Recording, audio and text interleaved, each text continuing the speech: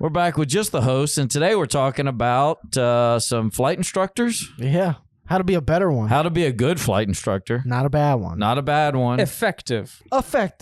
That's a good word. Oh, we talked about spins and kind of talked about spins and how to teach instructors the spins. Yeah. Okay. Talked about some. Focused on instructors. Yeah. Yeah. Okay. Instructors. And some spins. great cockpit comedy. Oh, and we added another segment that fun facts.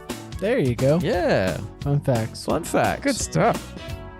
For another episode, Flight Tales. And now for the runway report. What's been going on? Well, we found out that 5-8 Bravo radio really doesn't work. Yep. Yep. Sucks. You just tried to go fly it and couldn't. It went. For, the whole time. Oh, I thought it wasn't making noises at all. No, they can't even. It's making noises, just not good noises.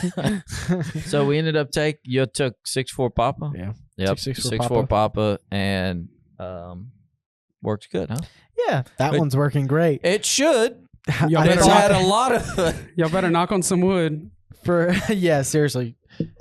For a little bit, I thought we broke the attitude indicator. Oh my gosh. I was like, Ryan's going to be pissed. But it came back. I guess it just took a lot longer. It's a fairly new one. I think I've replaced it recently too. It was fairly new. Like everything in that plane's like, if not new, like close to it. It took a while for it to come back. Let's just say that. Yeah. But it came back. So all the spins were freaking it out. It was like doing this for a while, and I was like, "Oh, that's not good." Yeah. and then it stopped, and it was stuck at like 30 degrees nose down. I was like, "That's not good." But then eventually, towards the end, it came back to where it was. If it could figure out where it was at. It's like, oh god, Oh. yeah.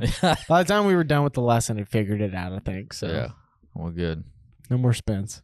Still waiting on 09 Echo to get its engine changed. Well, this week he's Did he supposed to start be really working on it. I haven't really talked He to said him it's again. supposed to be done before the 18th, right? He's trying to get it done before the 18th. I hope so.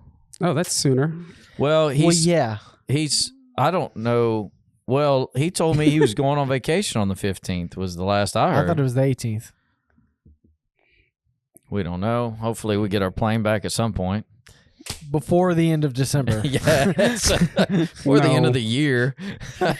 Merry Christmas. Yes. So Puts a that's bow still on going it. on. He's going to put a bow on it after he I finishes hope so. it. He should. One of those big ones like, yeah. Merry Christmas. It's been pretty rainy the last week. Yeah, we didn't have a busy week last week. Yeah. We were really slow. Really Because of the weather. Clouds and rain. And, Yeah, really gloom. I Yep. made 1,000 hours. There you go. Oh, look at that. Congratulations. Runway report. Yes. Runway report. Yeah. I didn't Do you feel different? I wish. Still the same.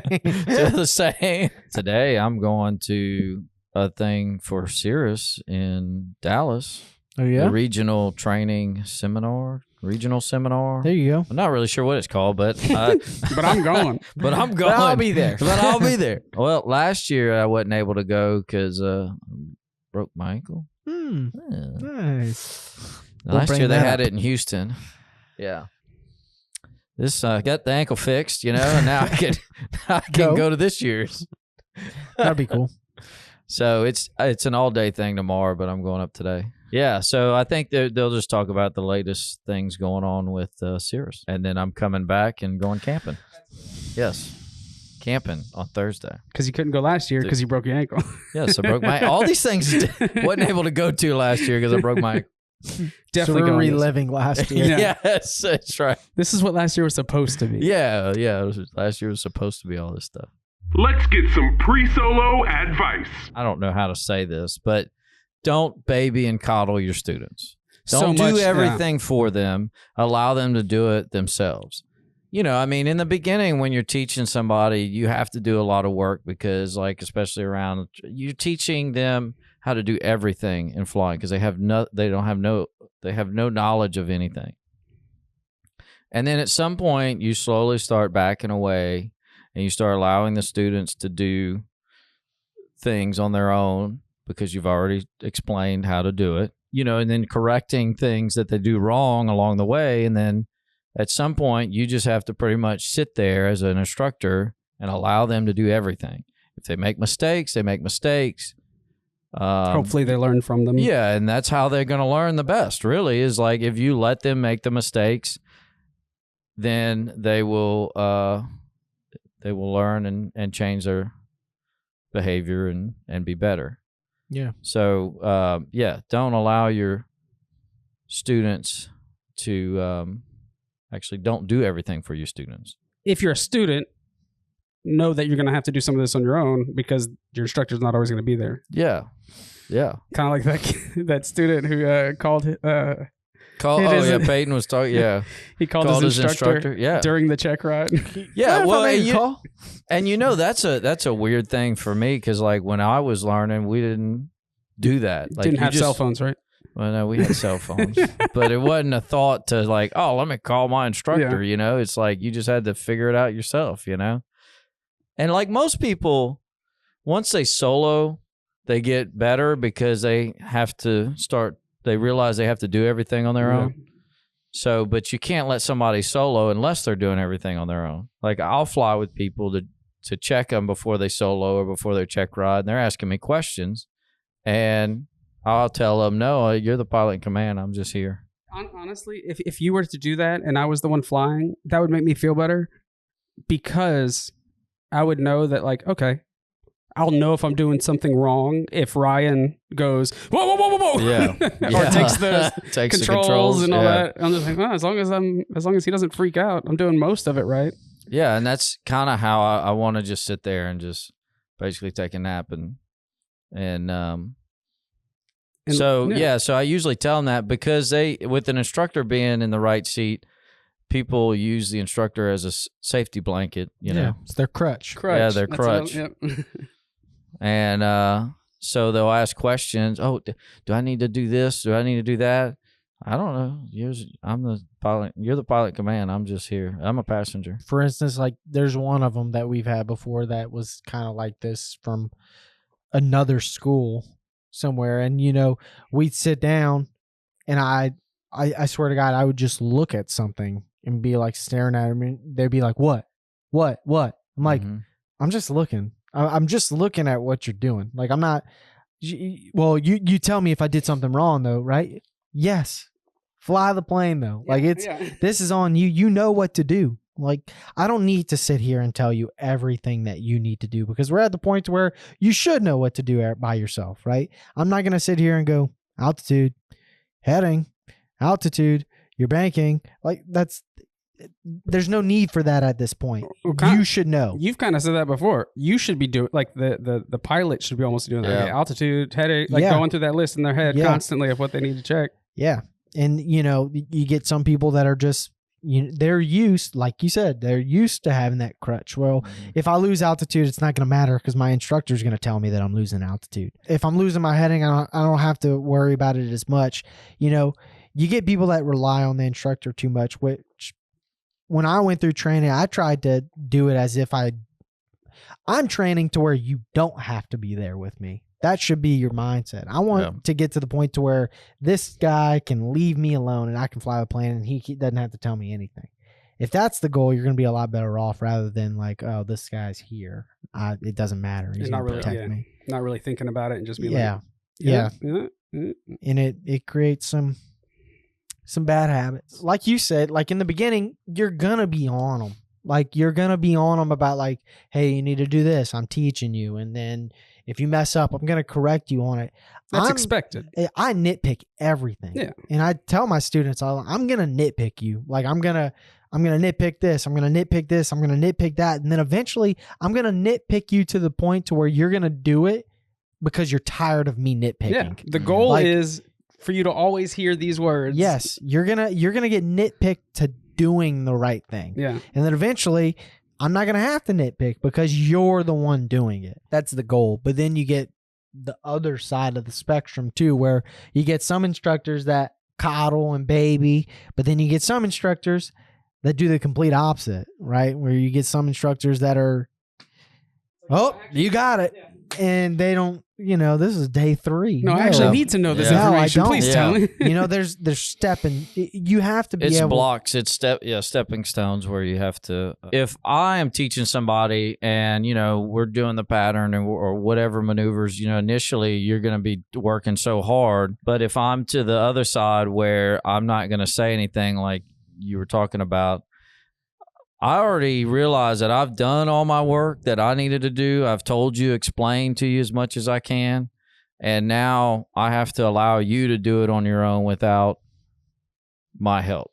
So I get to a point of like, I've had somebody who's like, well, what do I say to clearance? I've already told you what to say on clearance. You got a little paper that tells you what to say on clearance. Just figure out what you're telling clearance and then tell them. And they've done it before? It's not just they've done it before. So it's like, no, you've done it before. Yeah. I see what you mean. Yeah. Well, and then maybe we've talked about already, all right, well, we plan to go to the north today, climb to 3,000, and, we'll just do our maneuvers. And so they'll still ask me, what do I tell clearance? Well, what did we talk about? Oh, go to the north, climb to 3,000. Tell them that. Well, what do you need clearance for? And if you miss something, that's the hardest part is them talking to the radio. They're afraid that they're going to miss something or mess up. It's like, 1, they don't care if you mess up. 2, if you miss something, they're going to ask. Yeah. They're going to ask you for they'll it. ask you. They're going to say, if you say, we're going to do maneuvers at 3,000. If you don't say where you're going, they're going to go, where? Yes. And then you'll just say the north practice area, right? They're not going to let you forget because they need it just as much as you do. It's okay. The other thing we get a lot is the takeoff where they'll, ready for takeoff, 4 right, and then they'll say, okay, clear takeoff, 4 right, and then the person will repeat it back, say, clear for takeoff, and then Tower will come back and say, I need you to say 4 right. Yeah. Are they mad when they do that? No, sometimes. It depends on the controller. But if it's just something they need to know, they'll say, hey, can you say this? Yeah. Either way, I don't care if they get mad or not. No. But I didn't know how big of a deal. No. The student's already nervous. And then if they get mad, it's like, oh, they got mad at me last time for forgetting something. It just makes it amplified. Yeah. I feel like that's kind of our job, though, to assure them and to make them feel safe with a lot of the things they do. Well, that's the one reason why we try to joke on the radio a little bit to make them realize that they're not they're not robots up there. Yeah, they're people, they're humans. But you get students that are scared about certain things, right? And they mess up and they go, oh crap, I mess up. I'm like, ain't no big deal. Who cares? Yeah, let's keep it going. Did your plane explode? No. Yeah, no, go we're ahead. good. Yeah, We're good. right. Or something big will actually happen, right? And I always try to make it not a big deal. Someone almost puts me in a spin or something like that. And I go, oh, my controls. And I'll take it and I'll get them out of the spin. And they'll be like, oh, that was crazy. I'm like, we're good. That ain't a big deal. Let's do it again. Yeah. And then you kind of help them get over or not be scared about all that kind of stuff. But it's a step. You gotta have steps. And I think that the thing that differentiates bad instructors from good instructors are that good instructors are able to look at the student's progress or where they're at and be like, okay, this person understands this. I can move past this. Yeah. Or this person doesn't understand this. I need to do something else to try and help this person understand. Because you get a lot of bad instructors that'll do one thing. They'll do steep turns. And they aren't able to understand if the student retained what was taught or not, whether they can go past it or if they need to come back to it or explain it a different way to where the student understands it. That's another challenge that instructors have, especially new ones, is trying to figure out ways to teach. Yep. Because not everybody's the same. Not everybody understands the same way. So you have to change the way you present it in order to get the person to understand. That's why if you have all of us here, it just kind of helps out the instructors because, if you have a problem that you've never had, you can, you can ask some of the other instructors, maybe some that have more hours than you and maybe who have sent more people to check rides than you, and you can figure out what to do. So Same and thing. that's so funny because you know everybody's different, but then everybody's also the same. Like as far as students go, so like the students always tend to do the same thing at certain points in the There's training. a common thread. Yeah, there's a common thread. It's common thing. Some people have different things, but like for the most part, it's all Everybody has different things, but everybody also has same things. Well, you always run into like for every student, it's like what they're going to struggle with. Yeah. Like that this is going to be a struggle, this is going to be a struggle, and that's how you get better at instructing, because over doing multiple students, you see, okay, this person struggles with this. For the next person, I really need to hone in on this because that's what got that person to where they needed to be. So I need to really hit on that. And then for the rest of the time, I've gotten into a groove to where I've sent enough people to check rides that I kind of have my own structure and I know what I really need to hit to get people to understand it. Yeah. And then, but like I said, then every student's going to have their own issue. You're not going to know. They may struggle with something that you never had. That's why it's good to have you that's done it a lot longer than all of us. So. Yeah. You can always get advice. A lot longer. Yeah. Like, he's so old. Golly, I'm not that old. He's like 55. At least. He won't tell us, but some people guess 65. Age well. Yeah. Fragile bones. Yes. That's what happened to his ankle. Yeah. He was just walking. He was actually flight training. He wasn't even walking. Yeah. I mean, I he pushed the sat pedal down. too hard and it broke. Too much right rudder. He was screaming right rudder. That's so stupid. He pushed hard. Right rudder. Yeah. I mean, I had that today though with learning how to do things better. I hadn't done a lot of CFI people. Yeah. But I've been flying with a couple of them now and doing spin training, and you kind of learn what works best for people. Like the first one, I was kind of just letting them do whatever they wanted to get out of the spin, and they were recovering fine. But, the Cessnas want to come out of the spin regardless. So you learn over time, like how to keep it into the spin and maybe do some things on your side to where you can actually get them to recover from a spin instead of like them just letting go and it comes out of it. Like holding the left rudder in the whole time and making them really push. Like, because did that with Brant today. He was pushing and he was like, he's like, you're lucky this is my strong leg. And then holding the yoke back all the way too. So why do we do the spins? For instructors we do it because we're trying to teach instructors how to recover for a spin if you were ever to get into one. Right? Okay. You're doing stalls. Because to keep instructors safe when training. Yes. So if you're in a spin, because it could happen because it's a student. Correct. It's a requirement by the FAA. Yeah. Yay, FAA. Yeah. Which is that's one of the good requirements, I'd say. Is like, if you're doing stalls with students that could potentially put you in a spin, you should probably know how to recover from them and do them well. Yeah. So, but that's why we do them with instructors. So you put him in a spin, and he was pushing hard to get out of it? Correct. Well, so you have a recovery. Or is that a simulated spin? So you have a recovery. It's pair. It's pull your power to idle. When you're spinning, you're going to be spinning a certain direction. Mm-hmm. The A is aileron neutrals, and then R is rudder. So when you're spinning, R, pair, P-A-R-E. There it is. There you go. Yep. It's got an E on the end. There's so many different ways to spell that word. Yeah, it's not like the fruit, okay? Yeah. It's not like the fruit. No.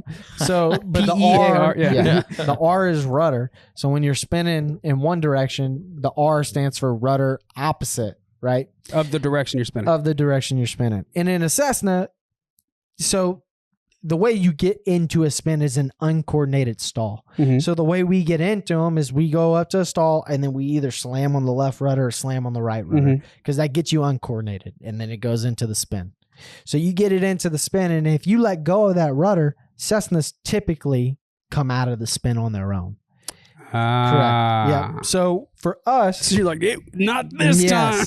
So for us, I can't really teach a spin or how do you recover from a spin if it comes out of it on its own. Yeah. So you just figure out ways to do the controls, right? So when we get into a spin, I'll give it left rudder and I'm keeping my foot on the left rudder the whole time. So it doesn't come out of it, and I'm pulling back so it doesn't come out of it. That way he truly has to go through all of the steps and say power idle, ailerons neutral, rudder opposite, and then brisk forward on the elevator, slowly pull back. So are y'all spinning when this happens? Yes. Where do y'all do this? If I'm driving down Johnson Street and I see this happen, Over I-10. You know, I-49. Fly over I-49. I'm usually up there. Just Yeah. I'm like, Over by Opelousas. Oh my God. yeah. No, we do it just in You probably where we do won't see everything. because they're usually at 3,000 or more, 4 or 5 or that something makes like sense, that. yeah. So, Yeah. At a safe height. yes. We go up to 5,000 usually when I do them. And At a really safe height. the other thing is What class of airspace is that? Echo. Hey. But there's other things to teach too. You can kind of show them what happens or how the plane acts in a spin. Like when you're in the actual spin, you're not losing as much altitude and you're really not going as fast as you would think you're going When you're spinning? when you're spinning. Gotcha. Right? You're going down at the ground, but you would think I'd be going super fast. But that's one of the things I point out to them is like when I hold it back and I keep it in there, we're really not going that fast. Yeah. Our speed is still normal and our altitude isn't losing it as So you're fast not- as you think. You're not going any faster than you were. Yep. But then I show them when we recover what happens, right? Because when you recover, you're out of the spin, you come out of the stall. The plane is now, power's coming back, engine's nose is still facing the ground, right? So now you're picking up airspeed and you're losing altitude really fast. So that's one of the things I try and show people whenever they're doing a spin is like when you are in it, you're not doing what you think, but when you come out of it, you going fast. Go. So It sounds like the majority of what y'all do is teach people how not to crash the Yes, plane. Yeah. pretty much. Yeah. Pretty much. It's easy to Avoid fly. crashes. It's easy to fly it. Yes. It's just hard not to crash it. Yeah. when you get yourself in a situation to where you will crash, that's the hard part. The rest is simple. Fly easy. Flying a plane, easy until it crashes. Yeah. Everybody want to fly a plane until about to crash. Be better instructors. That's what we do. We just So teach be the what better. ifs. What ifs. Yeah, that's all it really has been. better Yeah. instructors. That's what Peyton was saying. Low quality of instruction right now. Oh, yeah. He did say that. Yeah. Got a lot of people Oh. out there All around. all around, not Yeah. us. Yes, but please specify. saying the instructor In general, community yeah. is Well, down. And I mean, most people that get into instructing, they're building time to get to another job. So, They're not that they're just trying invested. Huh? They're not that invested. Yeah, they're not that invested. They're just trying to build their time so they can get to the airlines, and they're not putting an effort out to. They don't The next care one. about the Yeah. instructor. Yeah, or so. Which hurts the student because then they get, they end up spending a lot of time trying to get their license, and Well, that makes they're- sense why Peyton likes to be on these podcasts yeah, to teach. And yes, like, he's hey, teaching. no, we want he's teaching. Yeah, we Well, want part of instructors the to do CFI this. check ride is him teaching you how to do the. Well, that's the biggest part of the check ride is him asking you questions and you saying an answer and then talking about like why is this important, Yeah. so he can teach you how to be a better instructor and give better quality of instruction to some of your students. He's Because like, please be better. Yeah. Somebody out there. I mean, like he said, there's a lot of people that are just getting their hours and they want to be done. So they don't care. They just kind of go through it to get the hours. But here at Owens or- Flight Training, we well, care. Well, I was about to say that, or the other thing is maybe it's not that they don't care. Maybe they just don't know better either. Yeah. Or Right? Or they care too much about the student that they baby them or coddle them. Yeah. Maybe. Like, honest, Yeah. like, Yeah. yeah, But you get a lot of maybe young guys that want to be instructors, but they like ATP is perfect example. You get a lot of really young people that don't know a lot about aviation. They just started like me or something like that. I got into aviation a year and a half ago. And now you have a room full of these guys that are instructing. Perpetual of that are all instructing. And it's like, we all just got into There's this. nobody with experience Yeah. helping those guys. Correct. There's nobody to lean back on and be like, this guy knows the most. Yeah. And there probably is one guy at ATP that knows the most of all of them. But if I'm taking him, who's been flying for 2 years, over an instructor that's been doing it for 20 years to give me advice, I'm listening to the guy that's giving me 20 years. Yeah. Well, that's why we all listen to Peyton so much. Yeah. Like nobody, I will. I don't He know. talks. Did he hit the 50-year mark? Oh, I don't know. I don't know. He's either. definitely 50. He's got to be 50 close to years. 50. Yeah. Well, Years old? No, 50 years Oh, I was like, of he's flying. definitely 50 years old. 50 years of No. flying. Yeah, Wait, no. somebody commented on the video of him and said, when Peyton speaks, you listen. Yeah. Yes. Oh, That's yeah. I it. did You see do. that. You do. Well, Absolutely. so I think it's asinine when some people are like, we'll talk about something that Peyton has taught us how to do, and they'll question it, and it's okay to question, but their reasoning for questioning isn't to understand. It's to be like, that's wrong. It's like, guy, you have been flying for, I don't even care what it's been. Yeah. It could have been 10 years. Yeah. I'm trusting Peyton. Yes, Like, yes. I'm going off of Peyton, the guy who is the testing standard Yeah, for that's pilots. right. I'm going with that guy. It has been for quite some Yes. time. Yep. I'm going with that guy. He's been around for a long time.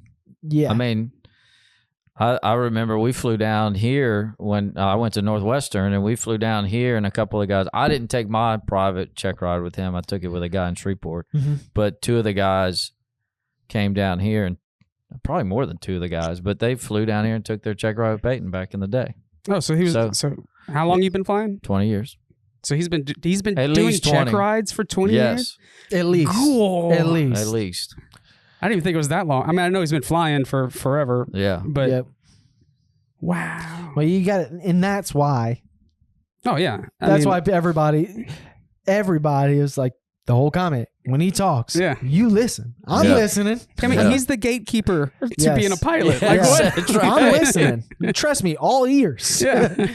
And the other thing is too, he's just got so much experience. Not only the fact is he, the testing standard for pilots that are getting into aviation, he's done just about everything. And so he flew at NetJets, and I mean, I know he did all kinds of international flights, going to all kinds of different countries, experienced all kinds of different airspaces.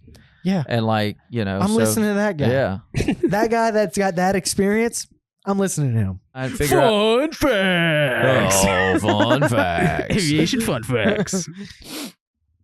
Fun Right. facts in aviation. Yes. So Fun aviation the fun facts are up to now, 5.6 billion people have traveled on a Boeing 747. That's interesting. 1 point what?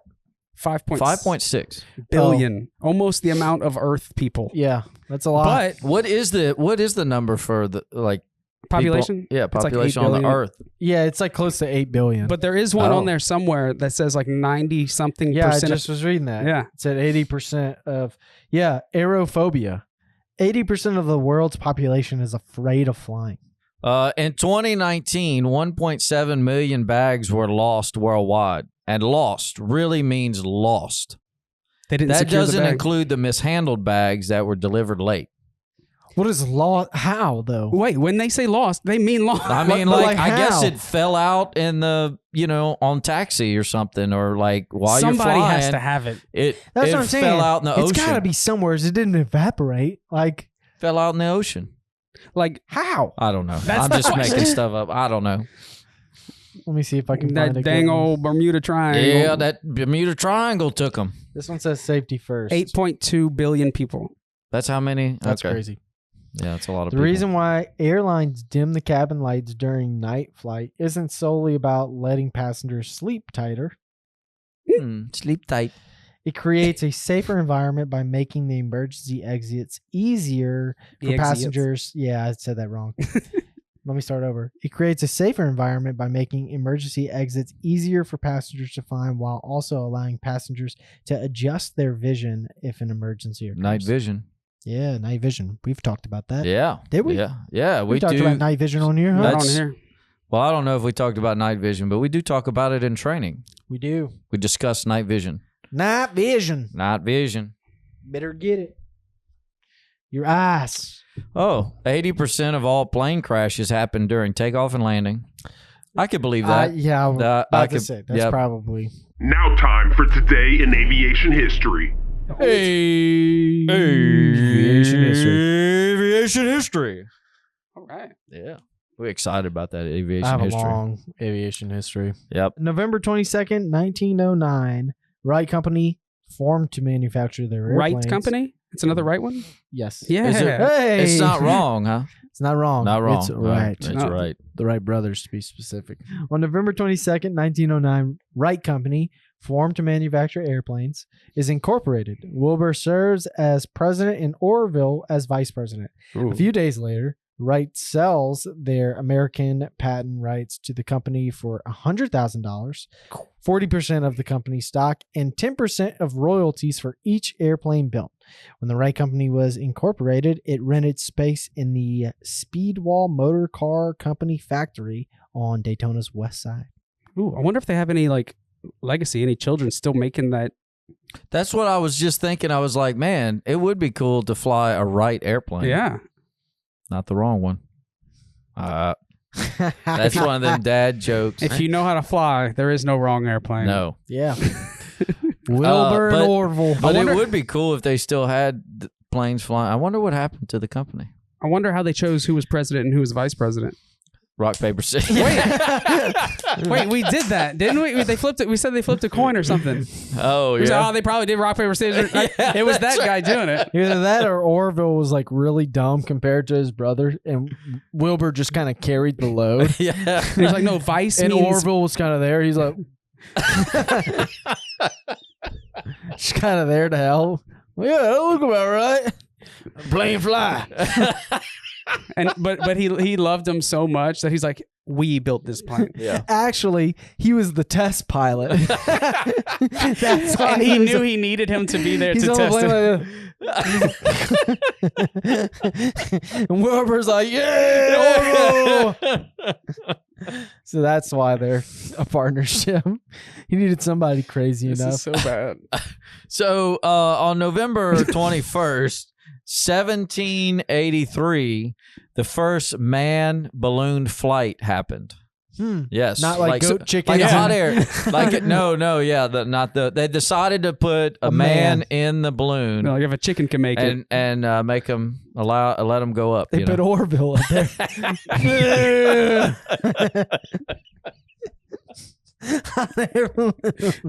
That was 200 years before Orville lived. Somebody's Orville's grandpa. That's how they got interested in flight. It's like, oh, my great grandpa was the first air balloon. Here's a picture of him. Wow, so similar. He looked just like him. Y'all have the same eyes. Y'all watch them. They're both cross-eyed. Now time for some cockpit comedy. How do pilots stay in shape? How? They do aerobics. Mm-mm. You got Ryan with that one. It's so bad. You have to laugh. It's so That's bad. what dad jokes are, and you just love them. Have you heard of the TV show about the airplane? It's sort of crash and burn, but I think it's because the pilot wasn't very good. That's pretty good. That was pretty good. These all have, like, at this point, It's there's no new jokes you can make. no. You just have to reorganize the joke. Yeah. Yeah, Good. that was good cockpit comedy. Yep. Oh, good cockpit comedy. And now the final approach. Well, we're still waiting to figure out what we're going to talk about on the ATC meetup and what date it's going to be. So we're still in limbo on that. Is it still tentative for the date you said? Or yes, is it like it hasn't changed. Nothing's changed really. Nothing's December. Absolutely. What'd I say? December 17th, I think, was the date. But Still there. they were still asking if actually Nick asked the other day if we had any suggestions on what the topic should be about. I told Nick something about ASR approaches, but they can't do them, so there's not much they can talk about on that. When you said ASR, my first thing, I thought you were saying ASMR. Yeah, can we talk about ASMR? Yeah, pilot ASMR. What you did with the Cirrus? Do you know what ASMR is? No. Explain. It's the things where they. Yeah. That's what I told you the other day. It said Boeing ASMR, and it was like pull up, pull up. It's like bank angle. Cirrus. Yeah, that's ASMR. Hey, how are we gonna nail down the date of this? I guess I need to talk to the. I'm gonna go to the tower and nail it down. to the tower. Flight sales, woo-woo. If you made it this far, you listened to the entire episode. And for that, we would just like to say thank you, and we hope you enjoyed it. We would also like to thank Brennan Go for being my co-host today. If you have any questions about today's episode or suggestions for future episodes, just leave a comment or message us, and we'll do our best to answer. If you'd like to check out some fun aviation videos, subscribe to our YouTube channel at Owens Flight Training. Or if you'd like to get more information on becoming a safe, knowledgeable, and confident pilot, just head over to our website, owensflighttraining.com.